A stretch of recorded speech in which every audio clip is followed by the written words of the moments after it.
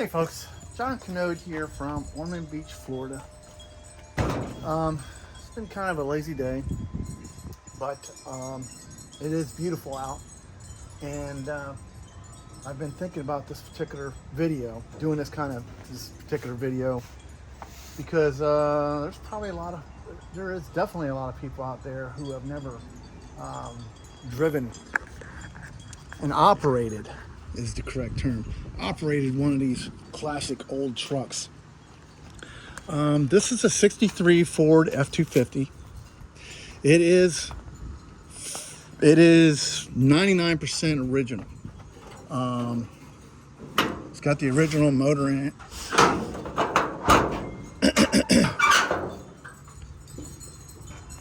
It's got the original motor in it. It does have power steering, but that was an add-on back in the day. This truck did not have power steering, and it's also had air conditioning added to it. So we're going to go through what it's like for me to hop in this truck and take it on a short trip. And I say short trip because although it's really cool looking and everything, it's not, after a while, it's not so fun to drive. It's a lot of work. Compared to the cars today, it's a lot of work. But anyway, the first thing we do is come over here, pop the hood before we get in it and drive it. And I just make sure that the belts are still good on there correctly and not fraying or anything, because these aren't the new serpentine belts that will last 100,000 miles. And what we also do is make sure that our coolant level is correct. For some reason, if I take this thing on a drive to my son's house, it'll push out a bunch of coolant. And it may be because this thing has a compression leak into the cooling system, which is possible. I haven't seen clear evidence of it, but it definitely pushes coolant into the bypass bottle after driving it several miles on 95, doing about 70 miles per hour. It may also have the wrong radiator cap on it. I just haven't gotten around to changing it. All right, so now we got our coolant back into the radiator.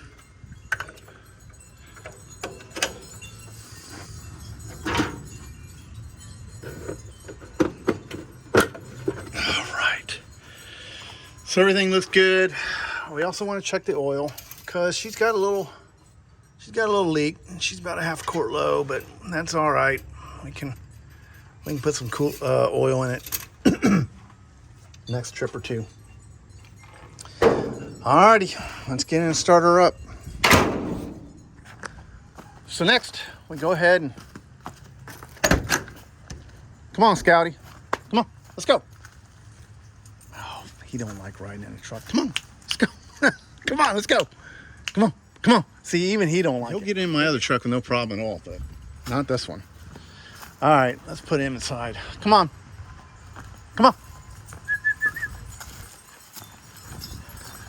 That's funny. All right, you don't have to go for a ride. Big baby. Also, we just want to check the tires before we take off, make sure they're not low or even flat.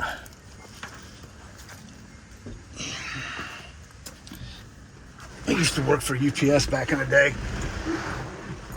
In my career was a mechanic for UPS, and what they called us is a pre-trip. You check the vehicle out before you get in it to make sure she's okay. All right, so what we got here as far as our controls for this vehicle is, of course, your steering wheel, your shifter, your clutch, your park brake. You got wipers, and these are 1-speed wipers. On, off, 2-speed. Actually, on, off. There's no delay. There's no medium, slow, or high. It's on, off. And then this is our air vent. See how that opens up? And actually, there's a lot of air that comes in through that thing. It's like ignition switch.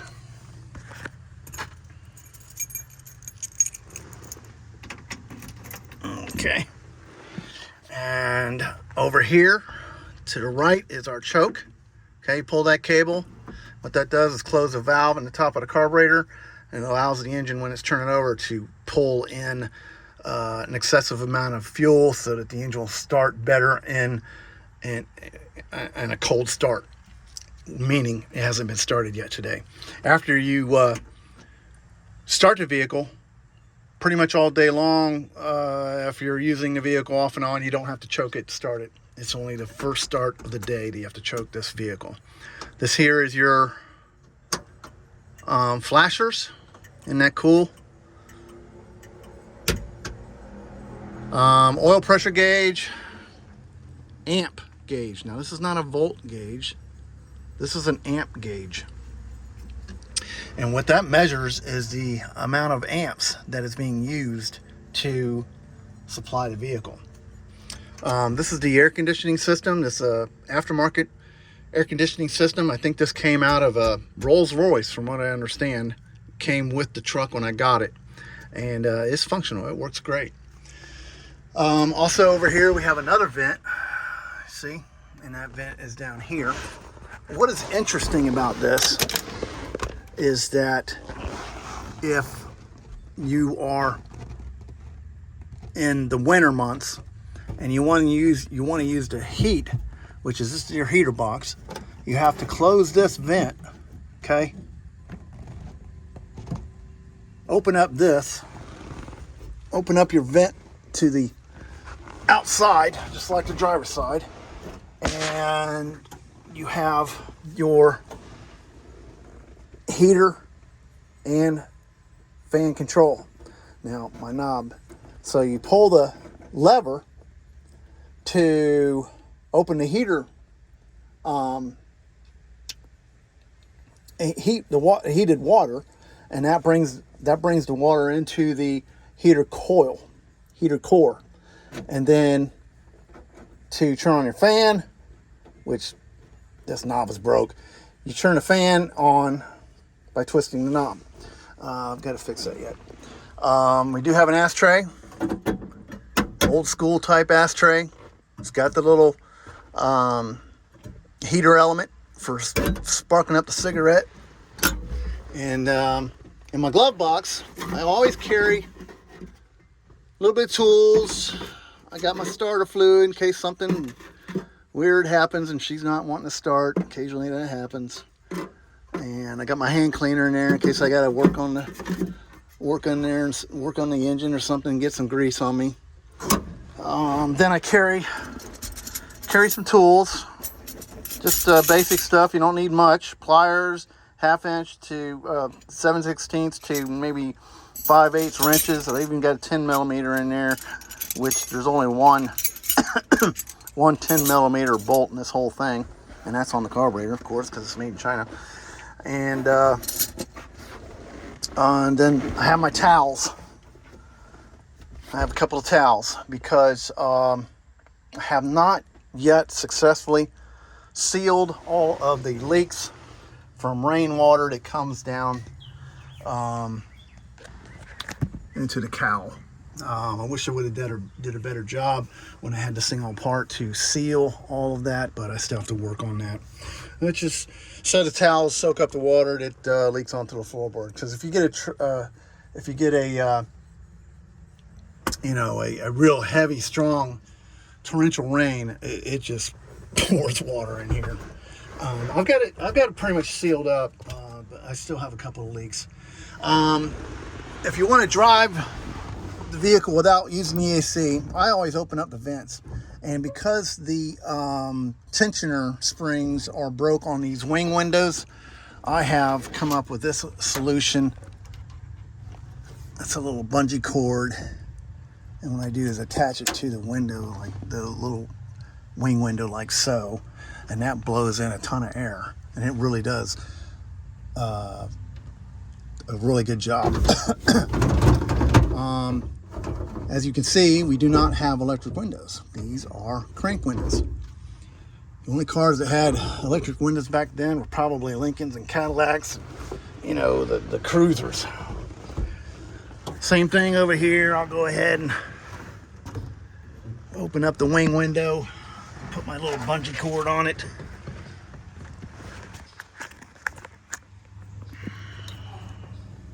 Whoops, wrong side. Hold on, folks.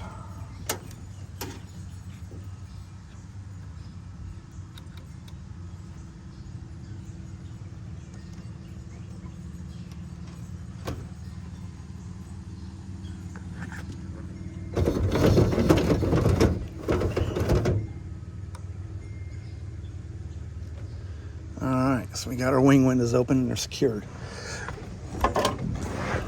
Alright, so the next thing we do, let's go ahead and put on our seatbelt.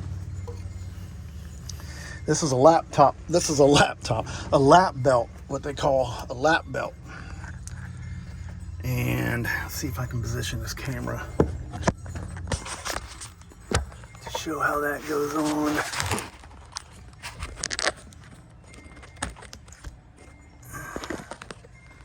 So you got your belt that's connected to the cab frame of the truck.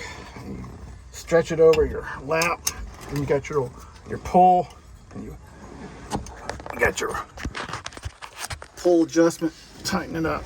There you go. I got all these little weed things on me. So our lap belt is on. Another interesting thing to know about this truck is that this seat on these things were fairly high off of the floor. If you look at today's vehicles, your seats are going to be lower to the floor and your legs are going to be kind of stretched out. Because these seats are so high on these old trucks, I only have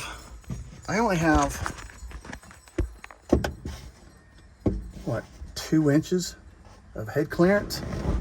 So if I'm going down the road going like this and I hit a bump, a nice bump, it'll send me up into the roof and I'll hit my damn head, and that hurts. So it doesn't take long for you to become aware of this hazard, and you'll see a bump come, or you'll hit it and you'll go, oh shit, you know, and duck. You've got to. All right, so let's set the camera up here so we can proceed to drive. And I'm gonna have to, bear with me folks, I'm gonna have to rig this thing up to where it won't fall down.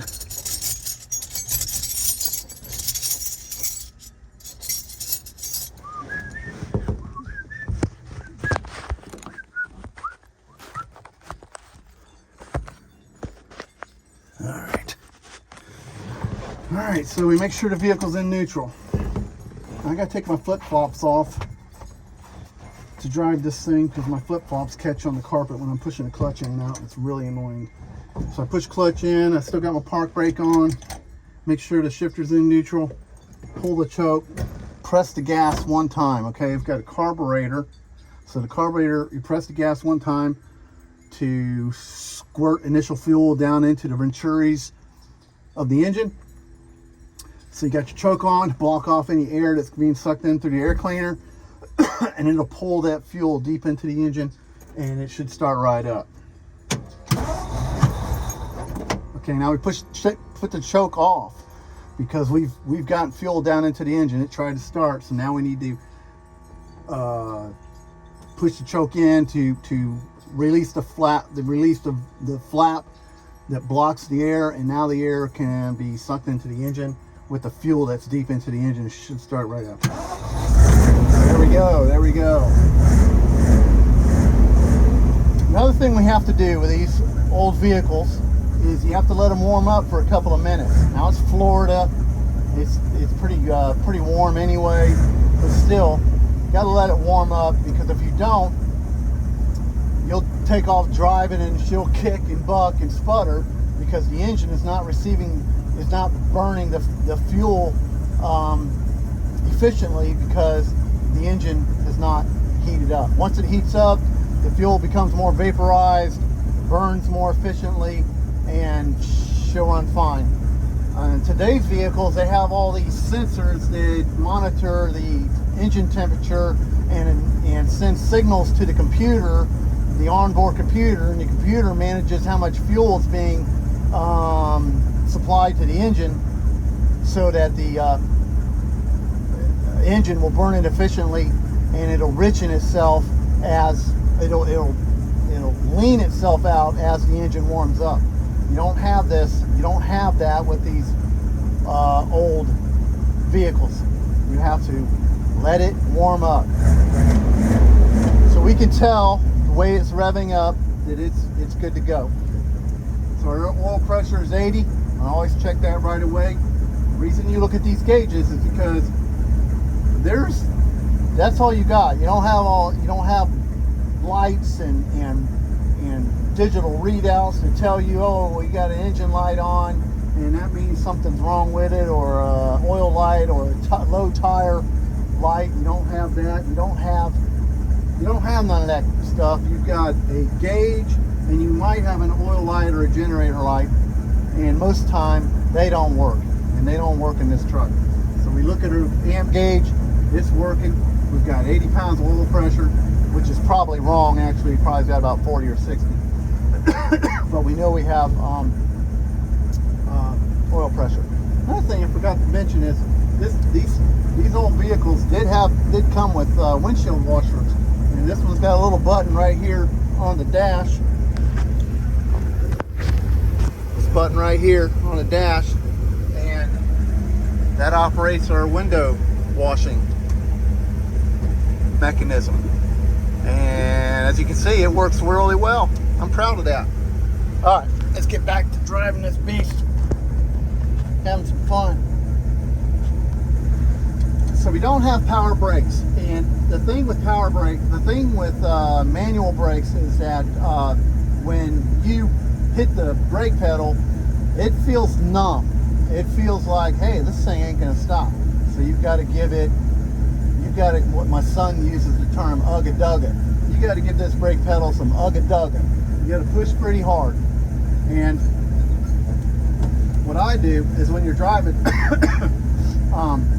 we got drum brakes. We don't have any disc brakes. Disc brakes are a luxury brake system that came later on in the automotive industry. And so we got drum brakes. And when we hit the brakes in this thing, I usually get one hit and then another one. And what that does is the drum brakes activate like this. Here's your drum, and you got these shoes inside the drum. So now these are shoes, and they're going against the drum. What it does is it'll expand into the drum, and then you hit that brake again, and then it'll raise the pedal up even higher to give you more braking and stopping power. Oh, another thing I forgot to mention. It's not dark, so won't be using it, but that is your dimmer switch down at the bottom. And you hit this when you hit this button when you want your brights to come on. But of course, I'm not using that today, right now. Another thing to mention is that when you're churning and you turn you flip your churn signal on, you have to remember to turn it off. This old truck does not have the cancel system built in, so you have to remember to manually turn the blinker off. And of course, I always forget, and I'll be driving down the road with my signal on. Nice roll, man.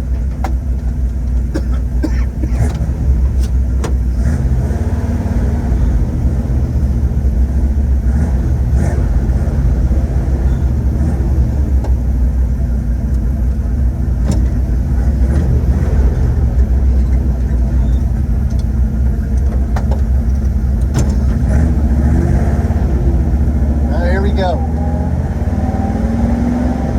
You hear that transmission? Making that gear engagement sound. I love that sound.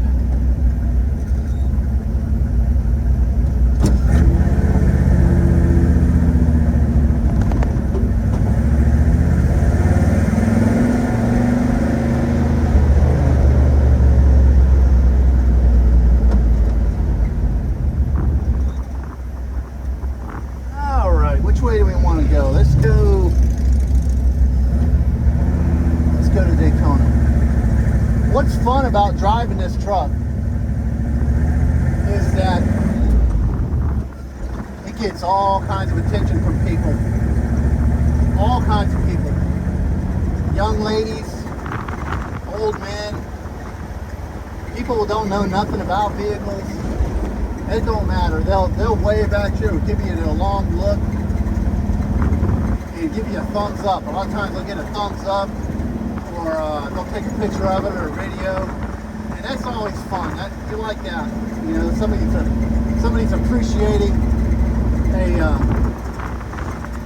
piece of American history and the craftsmanship that went into preserving it. When I got this truck, it was really a heap of scrap. It had major rust, and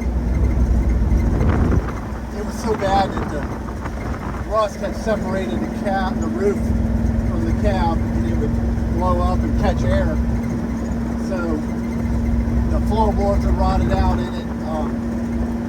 The cab was unsavable, so I had to get this cab from a donor vehicle, which you can see on other videos, and I had to do some rust repair on the donor cab, but not nearly as much. It was savable.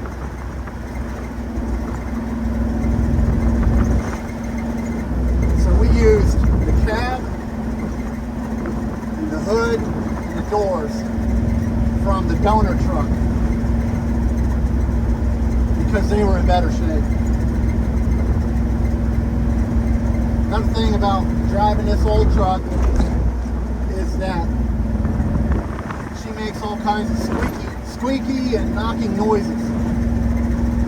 You can hear the sheet metal bounce around, and it sounds like you're driving, it sounds like you're in the inside of a 55-gallon metal drum. I think that's cool, you know. It gives you the experience of what it was like to actually live in the 60s and driving one of these trucks. I remember riding with my father, hearing and smelling the same kind of smells and noises that this truck has. And I also remember my dad, before he'd get in the truck, he would walk around it, even pop the hood occasionally, make sure everything was good, check the oil, check the coolant, and then get in the truck and start it and leave. And it's just because that's the way it was back then. It wasn't because nothing was reliable. It just it was a common thing to do when you were taking a drive or even a short trip. Make sure the vehicle's not going to let you down. Today's vehicles don't really have to do that. They're much more reliable, and they will drive 100,000 miles before you have to do anything to them. It's quite amazing.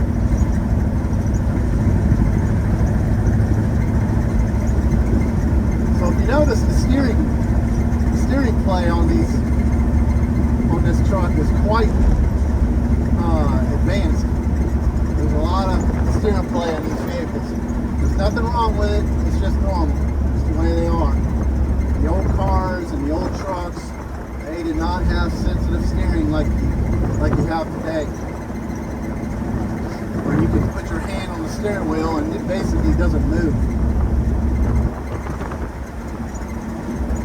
Another thing, when you're driving these old vehicles, and because the brake systems were designed in such a primitive way that they are designed, you would consciously be aware of how close you're driving, you're following somebody, or any type of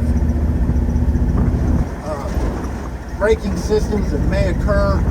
You're going to be on alert, because if you have to make a quick braking stop, sometimes, often, it will send the vehicle into a right or left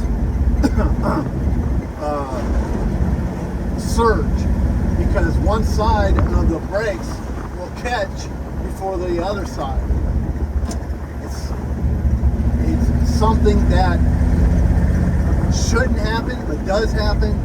If you have one of these old vehicles with drum brakes, you have to adjust your brakes. Wow, a lot of water here. Adjust your brakes every time you change the oil. And even after you do that, the brakes will still be slightly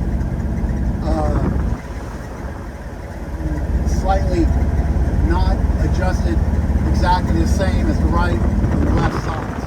So they won't brake exactly at the same time. So if you hit that brake hard on an emergency stop, you can expect the vehicle to jerk one way or the other.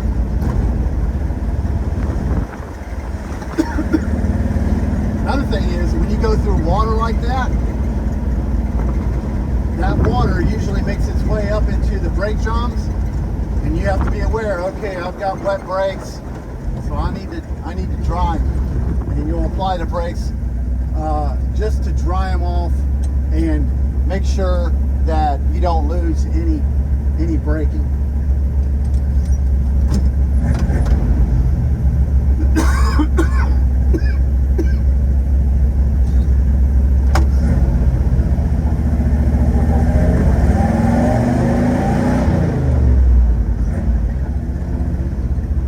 When you're driving these trucks that have these big transmissions in them,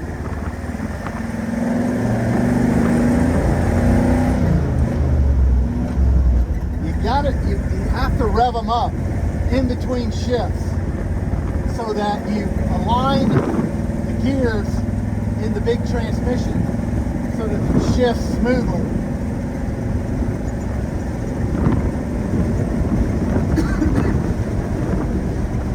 So what you're doing is you're spinning the engine, so the engine will spin the transmission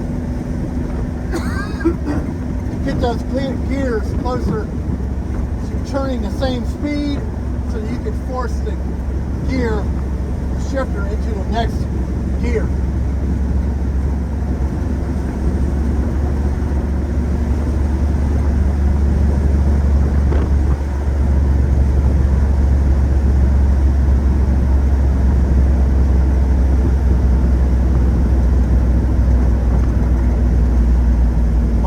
Modern day manual transmissions are completely different from these old guys, and you don't have to do that. They've got closer gear ratios, meaning the gears are almost the same speed, and they've got these super synchronizers that slow the gear down quicker and more efficiently to make it blend into the next, shift into the next gear.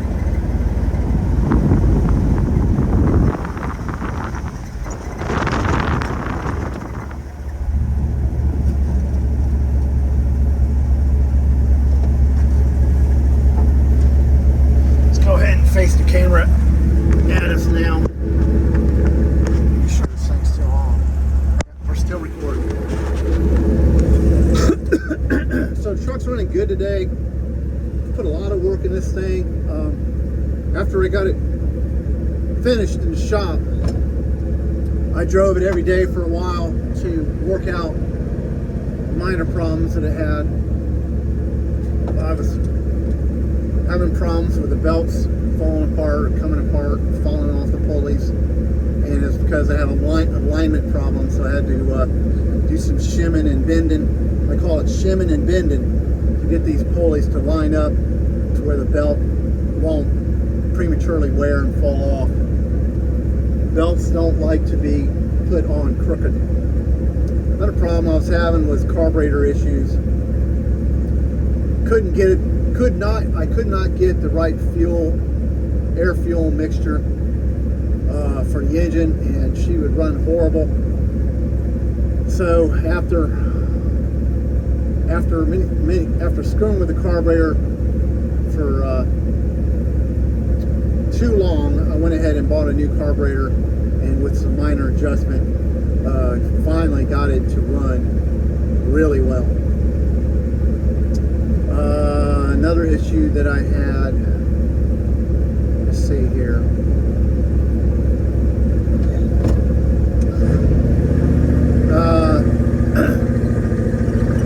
I kept having spark plugs that would foul out, and the engine would start to misfire and run horrible. So I figured out that the coil was pretty much shot. The coil is what gives the spark plugs their spark, and it wasn't hot enough to burn the carbon off of the spark plugs, and the spark plugs would eventually foul out, clog up, whatever you want to use, and begin to falter. So I put a real hot coil on it and solved that problem. Another problem that I had, which was very serious, was the steering. The way the steering shaft was engineered and connected to the steering gearbox was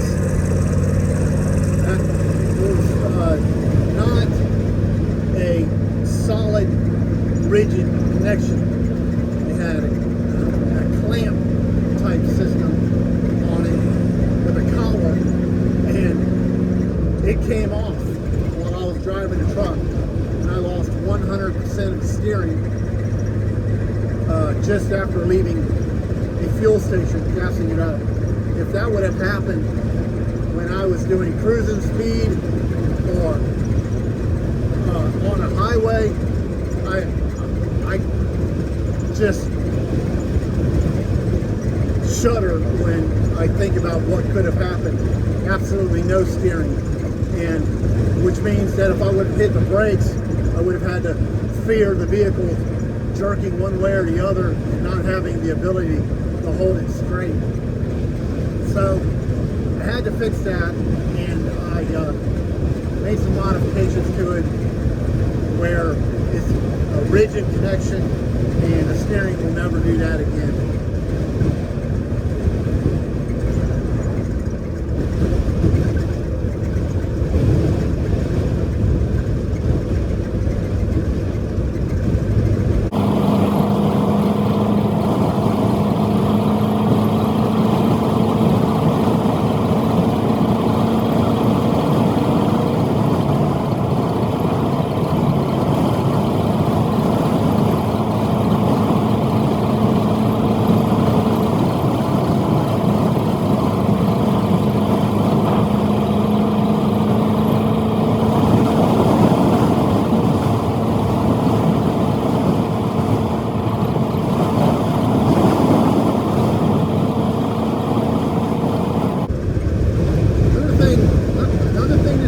Is that when I'm driving this vehicle, I'm always glancing down at the gauges because, again, I don't have any warning lights that are going to flash on the dash and say, hey, you got a problem. So I'm constantly looking down at my fuel gauge, Make sure I got good fuel because this thing burns a lot of fuel.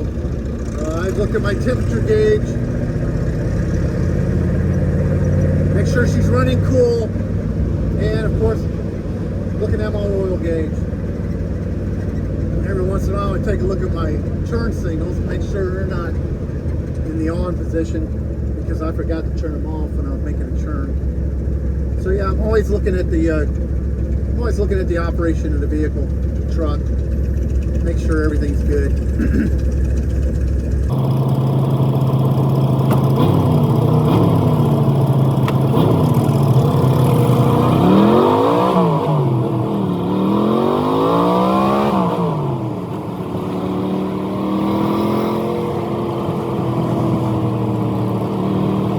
You gotta have a good set of pipes. You can't be driving one of these old classic trucks without a good set of dual pipes.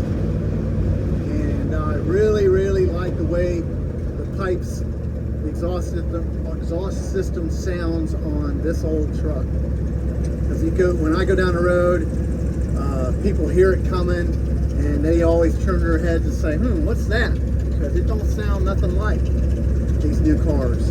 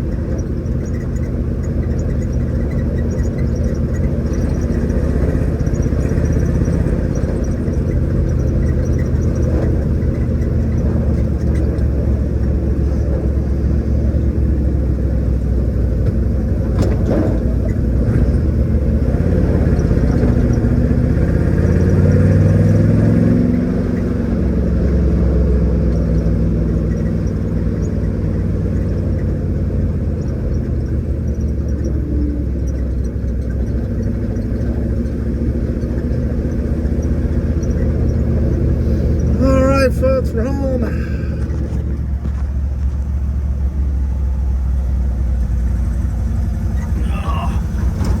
That Volkswagen bus is next. We're working on that.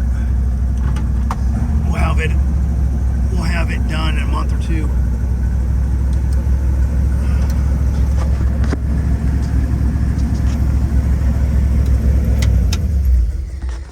Put it in gear. And the way you put the park brake on in this thing is you press down on your brake to hold the shoes up against the drums, and you pull that sucker out like so. I like my handles. I like them. All right, that's it. That's how you drive this old beast. It's a lot of fun for a short time, and then it becomes work. So the last thing to know about this old Ford truck is how you lock the doors. If you notice, there is no plunger like you see on the